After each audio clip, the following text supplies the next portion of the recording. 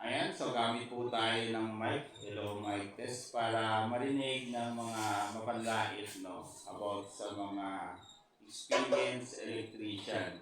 Ayan, so ito yung fundamental knowledge natin, pero nakabuo po tayo ng isang solar off-grid sa dati. Problema lang natin yung electricity. So ngayon, in-enjoy na po namin yung free electricity, no brownout, no bills, no notice of disconnection, gamit yung ating mga essential load tulad ng ilaw na 12 volts.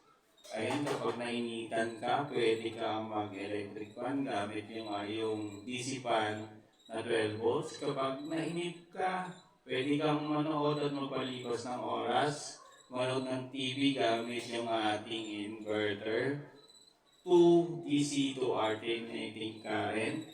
Tapos, kapag may happenings, pwede kang mag-video. Okay.